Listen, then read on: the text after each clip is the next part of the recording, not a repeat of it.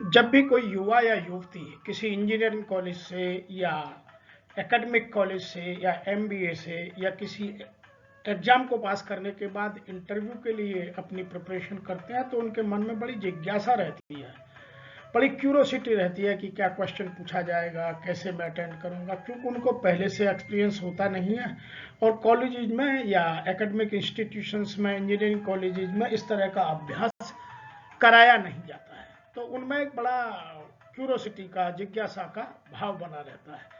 आज उसी विषय पर चर्चा करते हैं कि एक फ्रेशर को इंटरव्यू देते वक्त किन किन सावधानियों को ध्यान में रखना है और इंटरव्यू देने से पहले किन किन चीज़ों पर एक फ्रेशर को क्या क्या तैयारी करनी है।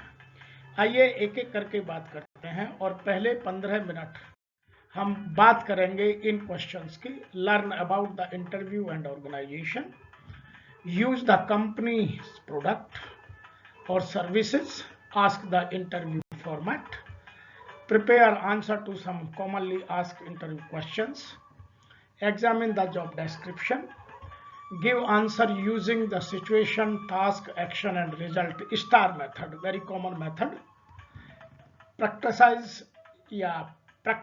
your interview response, prepare examples for your work, ask interview thoughtful questions, select your outfit the night before, and many more other questions which you can prepare or which you can develop the thought process in your mind to face the interview board so that you can get selected or you can enjoy your interview process. आइए एक एक करके समझते हैं। सबसे पहले शुरू करते हैं learn about the interviewers and organisation. जो लोग इंटरव्यू लेने आ रहे हैं या ऑर्गेनाइजेशन, उनके बारे में आप सबसे पहले जानिए, समझिए। क्या क्या जानने की आवश्यकता है? उनका प्रोडक्ट मिक्स या उनकी सर्विसेज क्या क्या है, यह इंटरव्यू से पहले आपको पता होना चाहिए ताकि आप उनके विषय में बात कर सकें। Number 2, organisational values and culture, क्योंकि आपकी इंडिविजुअल वैल्यूज क्या हैं आजकल उन पर बहुत बात होती है और जहां बिहेवियर बेस्ड इंटरव्यू होता है वहां तो वैल्यूज और इथिक्स पर बात होना कंपलसरी है। और आपको ऑर्गेनाइजेशन की वैल्यू और कल्चर पहले से पता है, अपनी पता है, तो उसमें मिक्स होने में या उसको समझने में आसानी रहती है। इसीलिए यह सब जानना आपको इंटरव्यू से पहले बहुत आवश्यक है। Number 3, who are the interviewers. आपको यदि पता चल जाए उनका बिहेवियर कैसा है, लैंग्वेज कैसी है, किस तरह से वो इंटरव्यूज के साथ पेश आते हैं, तो आप उसने हिसाब से अपने आप को ढाल लेते हैं ताकि आपके मन में जो जिज्ञासा है या क्यूरोसिटी है वह थोड़ी शांत रहेगी, तो आप ज़्यादा कॉन्फिडेंट रह पाएंगे। नंबर 4 है लोकेशंस। जिस कंपनी में हम इंटरव्यू देने जा रहे हैं उसकी लोकेशंस कहाँ कहाँ हैं या मुझे इंटरव्यू देने कहाँ जाना है, तो ये सब चीज़ें जान लेने से आपका कॉन्फिडेंस लेवल बढ़ जाता है। दूसरी तैयारी जो हमें करनी है वह करनी है यूज द कंपनीज प्रोडक्ट। आप जिस कंपनी में इंटरव्यू देने की बात चल रही है, चाहे वो एकेडमिक इंस्टीट्यूशन से, इंजीनियरिंग कॉलेज से है या किसी और कॉम्पिटिटिव एग्जाम को पास करने के बाद है, तो उस ऑर्गेनाइजेशन के प्रोडक्ट के बारे में या सर्विसेज के बारे में आपको जानना बहुत आवश्यक है ताकि आप डिटेल में वहां कुछ बात कर सकें। बात क्या क्या हो सकती है? नंबर 1, आपको लगेगा और इंटरव्यूअर्स को लगेगा you are directly involve yourself, कि आप कंपनी के प्रोडक्ट में या कंपनी की सर्विसेज में आप डायरेक्ट इन्वॉल्व होना पसंद करते हैं, तो वह बड़ा पॉजिटिव लगता है। Number 2, what customers think about it. आप एज ए कस्टमर आप ये बात कर सकते हैं कि मैंने ये डेटा कलेक्ट किया है और मैं भी ऐसा महसूस करता हूँ आपके प्रोडक्ट की ये अच्छाई है। Talk about positives only. और यदि आपको लगे कि वो पूछना चाहते हैं कि हाँ कुछ और बोलिए, तब आप जो फीडबैक देना चाहें वो दे सकते हैं। नंबर 3 बात करेंगे योर पॉजिटिव एक्सपीरियंस। आपने जो सर्विस की है तो अपना एक स्टोरी बनाइए और उस स्टोरी को उनके साथ बात कीजिए, शेयर कीजिए। नंबर 3 क्वेश्चन आता है हमारे लिए, ask for the interview format. आप इंटरव्यू जाने से पहले अपने प्लेसमेंट सेल से या जो भी आपका कंसल्टेंट है उनसे या जो आपका तरीका है उनसे 2 चीजें अवश्य जानिए। नंबर 1, कि इंटरव्यू का जो स्ट्रक्चर है वो स्ट्रक्चर्ड है, अनस्ट्रक्चर्ड है या बिहेवियरल है। आज की डेट में इंटरव्यू के तीनों फॉर्मेट बहुत फेमस हैं और इन्हीं पर बात होती है। दूसरा जो आपको जानना जरूरी है कि इंटरव्यू ऑनलाइन होगा या फेस टू फेस होगा, 1 to 1 होगा, पर्सनल होगा। और आजकल क्योंकि हाइब्रिड प्लेसमेंट का जमाना आ गया है तो लोग ऑनलाइन ज़्यादा पसंद करते हैं ताकि आपका समय भी और उनका समय भी बच सके।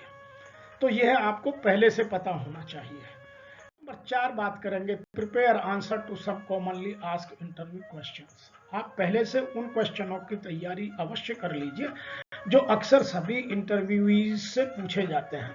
वो कॉमन क्वेश्चंस हैं, जैसे मैं बात करता हूँ। सबसे पहला क्वेश्चन है, what motivated you to apply for this position in our organisation.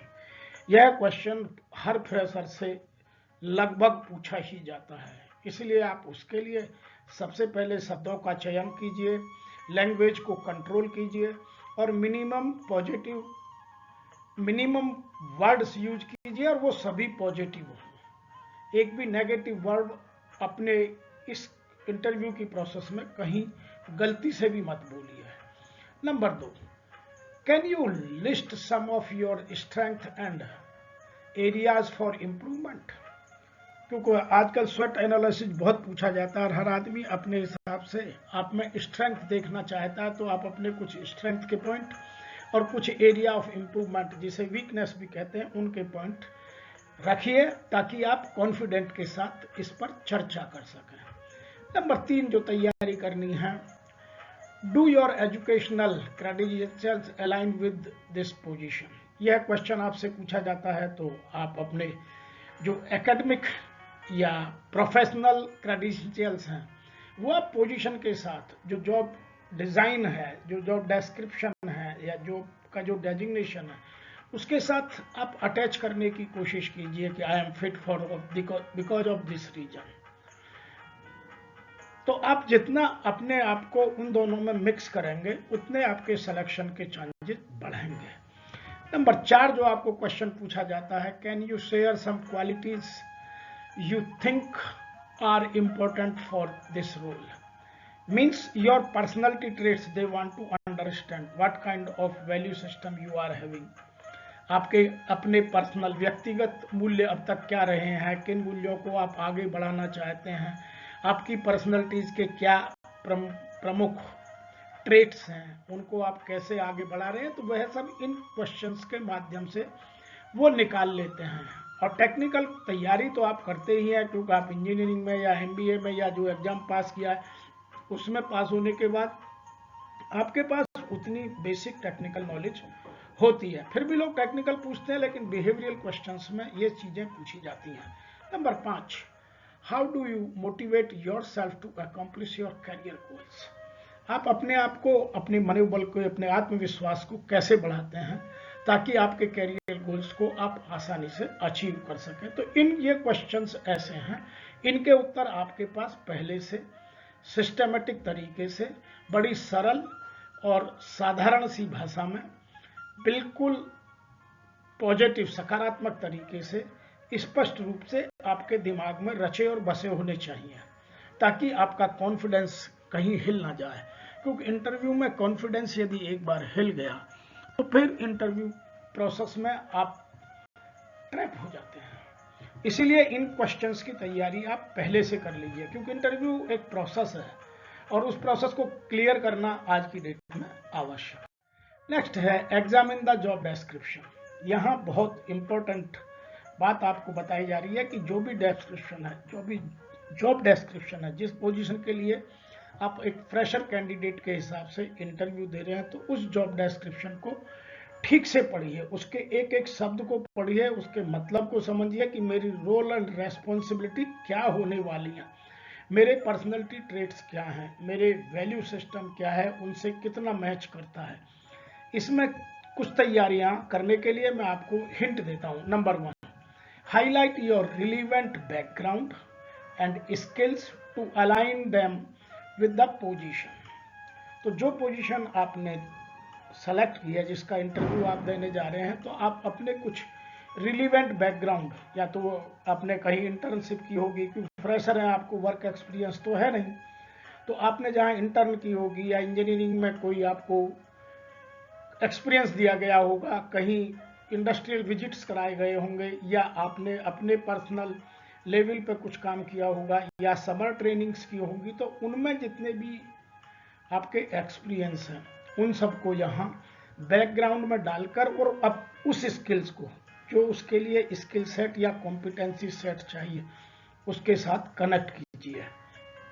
Number 2, collate examples from your past work experience. जो मैंने अभी आपकी बात की, चाहे वो समर ट्रेनिंग हो, इंटर्न हो, अप्रेंटिसशिप हो या इंडस्ट्रियल विजिट्स हो, जहां से भी आपने प्रैक्टिकल थोड़ी भी नॉलेज की है तो उसको कोलेट कीजिए और उन चीज़ों पर ध्यान दीजिए। होता क्या है कि युवा वर्ग जब इन चीज़ों में अपने आप को इन्वॉल्व करता है तो ठीक से नहीं करता है, उन चीज़ों को लाइटली लेता है, और जब एकेडमिक इंस्टीट्यूशंस में या इंजीनियरिंग इंस्टीट्यूशंस में पढ़ता है तो उस टाइम बड़ा कैजुअल बिहेवियर से पास होता है और उसको ये रहता है ये सब चीज़ें तो रूटीन में है, इनका कोई महत्व नहीं है, जबकि हर चीज़ का जीवन में बहुत महत्व है। यदि आप उन चीज़ों को ठीक से कोलेट करेंगे और पास्ट एक्सपीरियंस की तरह इंटरव्यू प्रोसेस में बात करेंगे तो वो आपके लिए सिलेक्शन में बहुत मददगार होती है। नंबर 3 जो इसमें हम बात करेंगे, better communicate to hiring managers why you are a suitable candidate for this position. आप इस मोड में जाइए कि I am only the suitable person for this position, उसके रीजन दीजिए। आप अपने बैकग्राउंड को, अपने स्किल सेट को, अपनी कॉम्पिटेंसीज को वेल कनेक्ट कीजिए, और यह है इंटरव्यू से पहले तैयारी करना बहुत आवश्यक है। बहुत लोग एकेडमिक में बहुत हाई होते हैं, गोल्ड मेडलिस्ट होते हैं, लेकिन इन चीज़ों में उनका कॉन्फिडेंस हिल जाता है, सिलेक्शन नहीं होता है। कई बार ऑर्गेनाइजेशंस भी इस तरह से क्वेश्चन पूछने की कोशिश करती हैं ताकि जो डिटेल है, इन डेप्थ उन तक आ जाए। तो आप इन चीज़ों की तैयारी ठीक से कीजिए, आप इंटरव्यू प्रोसेस में अवश्य सक्सेस होंगे। नंबर 3वां पॉइंट हम बात करेंगे, give answers using the situation, task, action and result. यह स्टार मेथड कहा जाता है। इस मेथड को आप समझिए और इसी में आंसर दीजिए। इंटरव्यू में इसके बाहर बिल्कुल मत जाइए। सबसे पहले समझते हैं कि यह है क्या। सिचुएशन, द सीन, क्या सीन आपके सामने चल रहा है, इंटरव्यू में किस तरह के क्वेश्चंस पूछे जा रहे हैं, क्या आपको लग रहा है, क्या आप उसमें जानते हैं, तो उस सीन को कनेक्ट कीजिए। दूसरा, डिस्क्राइब द पर्पज, वो क्वेश्चन क्यों पूछा जा रहा है, आपके जीवन में उसका या इस इंटरव्यू प्रोसेस में उसका क्या उद्देश्य हो सकता है, वह आपके करियर डेवलपमेंट में कैसे मदद कर सकता है। तीसरा, एक्सप्लेन व्हाट यू डिड, उस आंसर देने के लिए जो आपका पास्ट का थॉट प्रोसेस है, चाहे वो एकेडमिक का हो, चाहे वो इंडस्ट्रियल विजिट का हो, अप्रेंटिसशिप के टाइम का हो, इंटर्नशिप के टाइम का हो, समर ट्रेनिंग के टाइम का हो, तो आप एक्सप्लेन कीजिए कि इसी सिचुएशन में, ऐसे टास्क में आपने क्या किया और उसका क्या परिणाम निकला था। तो आपका जो मेथड है, ये स्टार मेथड है, ये आपकी पर्सनैलिटी को उभार कर रख देता है, आपके थॉट प्रोसेस के, आपके एटीट्यूड को, आपके थिंकिंग प्रोसेस को, आपकी स्ट्रेटेजिक थिंकिंग को, आपके कॉन्शियस और सबकॉन्शियस माइंड को, इन सब का आकलन करने के लिए इंटरव्यू बोर्ड को मदद करता है। तो आप इस प्रोसेस को यदि एक बार ठीक से समझ लें तो मैं गारंटी दे सकता हूं कि आपको इंटरव्यू में कोई डिस्कार्ड नहीं कर सकता।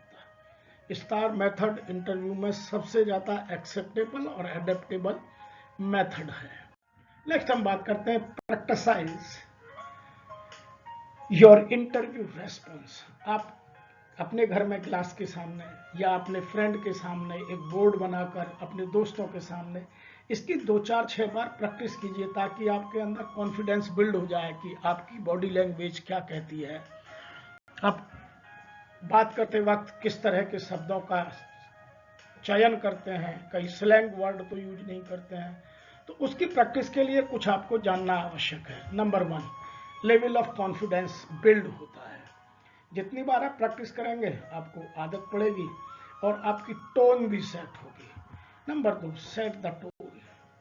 कुछ लोग इंटरव्यू में बहुत धीरे बोलते हैं, कुछ लोग बहुत तेज बोलते हैं, कुछ लोग क्या ऐसे बात करते हैं। तो ये सब नेगेटिव इम्पैक्ट आपके जीवन में डालते हैं। इसीलिए आपको इन सेट टोन करने से पहले इन चीजों को समझना बहुत आवश्यक है। जितनी बार आप ये शब्दों का या इस स्लैंग लैंग्वेज का यूज करेंगे, उतने आपके सक्सेस होने के चांसेस कम होते चले जाते हैं। इसीलिए आपको पहले से तैयारी करके इनको अपनी लैंग्वेज से बिल्कुल बाहर कर देना है। नंबर 3 है कंस्ट्रक्टिव वर्ड्स। आप जो भी इंटरव्यू की प्रोसेस में वर्ड यूज करें वो पॉजिटिव हो और वो कंस्ट्रक्टिव हो, और वो तभी संभव है जब आप प्रैक्टिस करेंगे, क्योंकि रूटीन में बहुत सारे लोग स्लैंग लैंग्वेज बोलते हैं, चाहे वो इंजीनियरिंग कॉलेज हो या MBA हो या कोई और प्रोसेस हो। इसके लिए प्रैक्टिस बहुत आवश्यक है। नंबर 4 बात करते हैं मेथड ऑफ डिलीवरी, कि आप इंटरव्यू में बात करते वक्त आपके हाथ पैर या बॉडी किस तरह से हिलती है, किस तरह से आप आंसर देते हैं, बॉडी लैंग्वेज क्या कहती है। क्योंकि बहुत सारे लोग बॉडी लैंग्वेज से ही, आपके गेस्चर और पोस्चर से ये पकड़ पाते हैं कि आप इंटरव्यू प्रोसेस में कॉन्फिडेंट हैं या कहीं अंदर से कुछ डरे हुए हैं। और यह सब प्रैक्टिस से बहुत संभव है। मेरे यहाँ मैं जिन बच्चों की तैयारी कराता हूँ, मैं अब तक के मेरे यहाँ सक्सेस रेट 90% है। जो बच्चे मेरे यहाँ प्रैक्टिस करते हैं 90% सफल हो जाते हैं। नेक्स्ट बात करते हैं prepare examples of your work, कि आपने जो पहले काम किया है, चाहे वो इंटर्न की है, चाहे वॉलंटरीली कहीं कोई काम किया है, या आपने इंडस्ट्री विजिट में कुछ काम किया है, या कॉलेज में कुछ प्रोजेक्ट पर काम किया, तो उन सब के एग्जाम्पल्स को कलेक्ट करिए, उनको लिखिए और उनके मतलब को समझिए और अपने इंटरव्यू प्रोसेस में उनको यूज कीजिए, ताकि रिक्रूटर्स को आपके अचीवमेंट समझने को, आपके थॉट प्रोसेस को समझने को, आपकी थिंकिंग प्रोसेस को समझने को आसानी हो। इसीलिए इंटरव्यू में इन सब चीजों की जानकारी होना, उन पर पकड़ होना बहुत आवश्यक है। Number 9, ask interviewers thoughtful questions. आप, ऐसा नहीं है कि इंटरव्यू में आप क्वेश्चन नहीं कर सकते। यदि आप स्मार्ट हैं तो आप थॉटफुल क्वेश्चंस इंटरव्यू बोर्ड से या इंटरव्यूअर से पूछ सकते हैं। वो क्या क्वेश्चन हो सकते हैं, मैं कुछ आपको एग्जांपल दे रहा हूँ। Number 1, what are the routine responsibilities of this position. यदि आपने जॉब डिस्क्रिप्शन पढ़ा है, आपने अपने स्किल सेट को, अपनी कॉम्पिटेंस को उसके साथ मैच किया, और कहीं कोई डाउट लगता है तो you ask, and if they will ask, तब आप अपना आंसर दीजिए कि मैंने पूरा जॉब डिस्क्रिप्शन पढ़ा है, मेरी पर्सनैलिटी ट्रेट्स, मेरे स्किल सेट, मेरे कॉम्पिटेंसी सेट ये हैं, मुझे यहाँ डाउट है, थोड़ा आप क्लियर कीजिए। तो उससे लगता है कि you have involved yourself in the process thoroughly. दूसरा, what are the qualities and skill required for this job. आपने जो सोचा वो सही है या गलत है, वो चेक कीजिए कि मेरे पास ये स्किल सेट है। आपको क्या क्या स्किल सेट चाहिए इस पोजीशन के लिए, ताकि आपको गैप पता चल जाए। आज एकेडमिया और इंडस्ट्री के बीच वैसे ही बहुत गैप है, लेकिन यदि आप इंटरव्यू प्रोसेस में ये सब क्वेश्चंस करेंगे तो आपको आपके सिलेक्शन में बहुत आसानी होगी। और interview board will like such type of candidate like anything. वो हॉट केक की तरह ऐसे बच्चों को सेलेक्ट करते हैं। Number 3, how does this organisation measure employ performance. उस ऑर्गेनाइजेशन का परफॉर्मेंस मैनेजमेंट सिस्टम क्या है, यू कैन आस्क। तो ये ऐसे क्वेश्चंस हैं जिनसे लगता है कि you are involving yourself thoroughly in the process. Next question, in what way does the team collaborate with other departments. तो कंपनी का जो मैं अभी इथिक्स की, कल्चर की, वैल्यूज की बात कर रहा था, उस पर आप थोड़ी चर्चा करेंगे तो देन इंटरव्यू बोर्ड को लगेगा कि you are well aware with the organizational systems and now you want to develop as per the need of the organization। तो यह है इंटरव्यू प्रोसेस में सफलता के लिए आपके चांसेस बहुत या कई गुना बढ़ा देते हैं। Number 5, what are the most common challenges of this role. इसके क्या चैलेंज आ सकते हैं, उनके कॉन्सिक्वेंसेस क्या हो सकते हैं, तो वह इंटरव्यू प्रोसेस में बात करेंगे। तो आपकी जो डेप्थ है, आपकी जो गहराई है, वह समझ में आती है और आपके सिलेक्शन के चांसेस बहुत अधिक बढ़ जाते हैं। नंबर नेक्स्ट बात करते हैं, select your outfit at the night before. जब भी आप इंटरव्यू देने जाएं तो आपका जो अटायर है, तो वो कॉर्पोरेट अटायर होना चाहिए या फॉर्मल होना चाहिए, इनफॉर्मल कभी मत पहनिए। दूसरा, आप जो भी पहने वो आपकी बॉडी पर जचना फबना चाहिए, आपके वेल ड्रेस्ड हों, वेल प्रेस्ड हों, क्लीन हों, आपके नेल्स कटे हों, आपके शूज चमकदार हों। तो आप उन चीज़ों को कीजिए तो वह बहुत आपको सिलेक्शन में मदद करते हैं। नंबर 11 पॉइंट हम बात करेंगे, organise your documents and arrive early. आप जब भी इंटरव्यू देने जाएं, चाहे वो ऑनलाइन हो या ऑफलाइन हो, तो आपने एक एक डॉक्यूमेंट को सिस्टमेटिकली अरेंज कीजिए, असेंडिंग ऑर्डर में या डिसेंडिंग ऑर्डर में, ताकि आपको ढूंढने में बड़ी आसानी हो, कभी आपका कॉन्फिडेंस ना हिले और आपको हबड़ तबड़ ना मचे। दूसरा, जब भी आप इंटरव्यू देने जाएं, चाहे वो ऑनलाइन हो या ऑफलाइन हो, जहां भी आपको जाना है वहां 5 से 10 मिनट पहले पहुंचिए, लोगों से बात कीजिए, पॉजिटिव थॉट के साथ एक सकारात्मकता का एनवायरनमेंट क्रिएट कीजिए, तो people will love to talk to you. Number 12 बात करेंगे हम, एट ऑल द टाइम। आप जितनी भी इंटरव्यू प्रोसेस में रहें, ऑफलाइन ऑनलाइन, हमेशा पोलाइट रहिए। कभी भी ऐसा मत सोचिए कि मेरे को सिलेक्शन नहीं होगा तो क्या होगा, बहुतों का नहीं होगा, इतने बच्चे आए सबका सिलेक्शन नहीं होता। लेकिन आप पोलाइट रहिए, हम्बल रहिए, ताकि दोबारा कभी कंपनी को जरूरत पड़े, हो सकता है कि वो सर्डो रिसोर्सिंग में आपको डालें या सेकंड चांस के लिए उनको लगे, या आपको किसी और प्रोसेस में कहीं दूसरी जगह रिकमेंड करें।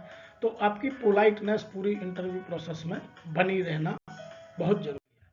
नंबर 13 हम बात करेंगे, remain positive, confident and authentic. आप जो भी बात करें वो पॉजिटिव हो, कॉन्फिडेंट और ऑथेंटिक हो। इंटरव्यू में यंग बच्चे की कॉलेज में या MBA इंस्टीट्यूशंस में लोगों को आदत पड़ जाती है लंबी लंबी बातें करने की, इसलिए वहां भी ये सोचते हैं कि इन चीज़ों से फर्क नहीं पड़ता है, लेकिन इन चीज़ों का जीवन में बहुत महत्व है। इसीलिए इंटरव्यू में आप 3C प्रोसेस को हमेशा ध्यान रखिए, कूल, काम एंड कॉन्फिडेंट। आप इन चीज़ों को यदि आप इंटरव्यू प्रोसेस में कंटिन्यू करेंगे तो आपके सिलेक्शन के चांसेस बहुत अधिक बढ़ जाते हैं। नंबर 14 बात करते हैं हम, ask about the next step. आप इंटरव्यू प्रोसेस में जब आपके इंटरव्यू एंड प्रोसेस की तरफ आने लगे तो आपको कुछ क्वेश्चंस पूछना, जैसे asking for business card, asking for something about prudently.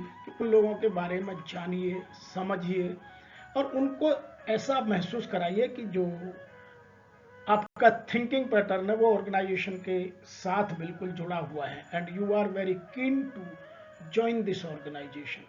तो इन चीज़ों को करने से आपको बेनिफिट होगा और जैसे जैसे आपका उनके दिमाग में वेटेज बढ़ता जाएगा, उसी तरह से आपको सिलेक्शन के लिए प्रोसेस में आसानी होगी। नंबर 15, जब भी इंटरव्यू प्रोसेस खत्म हो तो आप प्रोसेस में कुछ हैप्पी और मेमोरेबल एंडिंग कीजिए, जैसे शेक हैंड है, चेहरे पर स्माइलिंग सदैव रखिए, जाते जाते आफ्टरनून या इवनिंग जो भी टाइम हो, जो उस टाइम फिट बैठता हो, उस तरह को हंसते हुए, शेक हैंड करते हुए, आराम से दरवाजा बंद करते हुए बाहर निकलिए। इससे आपकी पर्सनैलिटी में बहुत विकास होगा, आपके व्यक्तित्व की छाप छोड़ी जाएगी और आपके सिलेक्शन की प्रोसेस में सिलेक्शन के चांसेस बहुत बढ़ जाएंगे। आज इतना ही। मैं आशा करता हूं कि आपको यह इंटरव्यू देने में प्रोसेस बहुत मदद करेगी और आप यह